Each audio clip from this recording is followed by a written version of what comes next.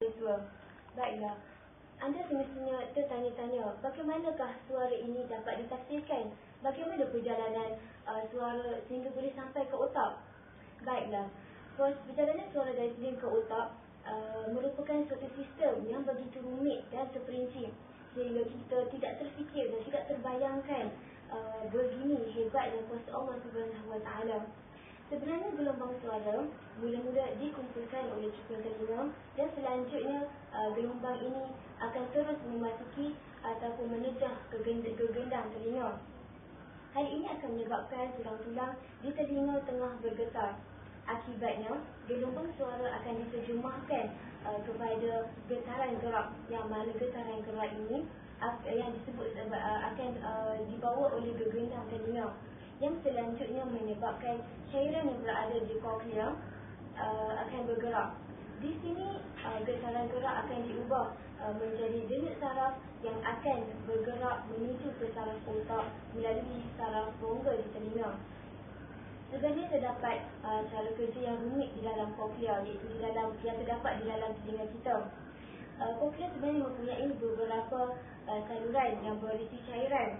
Saluran koklea ini mengandungi alat-alat kortik yang mengandungi alat indera pendengaran, di mana organ ini tersusun di atas sel-sel yang berbulu. Getaran di dalam cairan koklea ini akan diteruskan kepada sel-sel ini melalui selaput batang, iaitu tempat alat-alat kortik berada.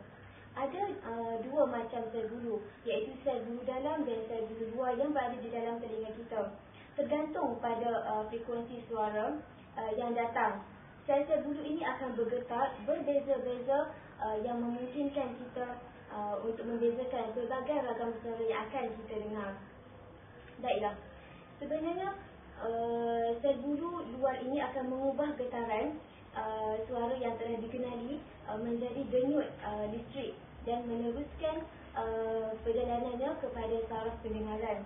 Kemudian informasi yang diterima ini, iaitu daripada kedua telinga, akan bertemu di dalam susunan olivarik utama, di mana alat yang terlibat dalam jalur pendengaran adalah sebagai yang berikut, iaitu interface colliculus di dalam istilah sains, dan middle geniculate body, dan akhirnya selaput pendengaran. Manakala garis biru yang berada di dalam otak menunjukkan jalan yang ditempuh oleh nada yang berfrekuensi tinggi, manakala garis merah untuk nada yang rendah. Baiklah, kedua koklea yang berada di tubuh badan kita ini akan mengirimkan signal yang diterima kepada kedua belahan otak tadi. Sebenarnya jelaslah sistem yang menjadikan kita dapat mendengar adalah satu sistem yang tersusun atas bentuk-bentuk yang berbeza yang telah dirancang dengan cermat sehingga ke bahagian-bahagian yang paling kecil dan terperinci.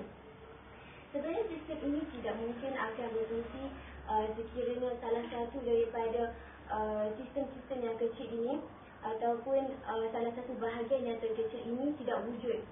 Maka keseluruhan sistem ini tidak akan berfungsi dan akan berlaku yang sebaliknya, iaitu kelembapan pendengaran ataupun dinamakan pekak. Baiklah, sebenarnya oleh kerana itu amat jelas bahawa telinga adalah contoh lain dari penciptaan yang sempurna. Pertama, paru-paru menyediakan udara panas, di mana udara panas ini akan merupakan sumber utama bagi suara untuk mengeluarkan suara sebelum kita sampaikan kepada indera pendengaran, iaitu telinga. Baiklah, fungsi utama proses ini adalah dengan penghirupan udara yang kaya dengan oksigen ke dalam paru-paru. Udara yang dihirup dan disejuk melalui hidung ini akan turun dan menuju ke trachea, iaitu tekak dan ke bawah, di mana oksigen dalam udara akan diserap oleh paru-paru ataupun oleh darah di dalam paru-paru, yang kemudian berganti dengan karbon dioksida yang dikeluarkan melalui paru-paru yang tersebut itu juga. Baiklah, udara yang keluar dari paru-paru ini akan melewati pita suara, di mana terdapat di trachea. Pita suara ini menyerupai, kita ibaratkan sebagai tirai ataupun langsir yang kecil yang dapat ditarik dengan kegiatan tulang rawan yang terdapat pada trachea. Tulang rawan ini berada di tempat yang kecil di mana pita suara itu menempel di kawasan trachea. Baiklah, selama berbicara ataupun sepanjang kita bercakap, pita-pita ini akan tertarik-tarik dan sekaligus akan menyebabkan getaran dengan udara yang dihembuskan melalui trachea tadi atau melalui pita suara kan. Hal ini akan menentukan nada suara seseorang. Semakin tegang pita suara, semakin kuat nada suara ataupun suara yang akan dikeluarkan. Baiklah, udara yang disuarakan melalui pita-pita suara ini dan mencapai permukaan melalui hidung dan mulut. Udara ataupun suara yang mencapai pita-pita tadi ini akan melalui hidung dan mulut. Bentuk mulut dan bentuk hidung seseorang pula menambah sifat peribadinya.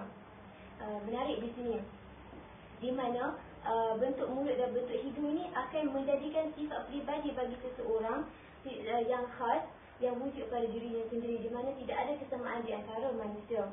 Lidah yang bergerak pula akan menjauhi dan mendekati pada langit dan bibir, yang akan membuat pelbagai ragam dan bentuk sehingga menjadikan suara ataupun bentuk sebutan setiap manusia itu berbeza-beza antara satu sama lain. Baiklah, melalui proses ini banyak otot yang akan bekerja di dalam kecekapan yang tinggi. Lagi cepat seseorang itu bercakap, lagi banyak otot-otot yang bergerak. Sebagai contoh, apabila seseorang sedang bersuara, orang yang mendengar akan membandingkan suara yang didengarnya dengan suara yang telah terakam di dalam mindanya, di mana suara yang terakam ini akan dibandingkan dengan suara yang baru didengarnya di luar tadi. Kemudian ia akan segera mendapat berujar atau mendapat reaksi jika itu adalah suara yang pernah dikenalinya ataupun yang pernah didengarnya. Kerana itulah maka keduanya akan saling bertemu, saling mendekati dan terus mengenali dan kemudiannya akan memberikan salam. Baiklah, subhanallah, sungguh indah ciptaan manusia, sehingga Allah menjadikan setiap organ dan tubuh badan manusia ini terperinci dan teratur sehingga kita dapat melakukan kerja seharian kita dengan sebaiknya. Baiklah, untuk ulasan dan kupasan yang seterusnya kita lihat sebentar dan kita akan beritahu lagi selepas ini.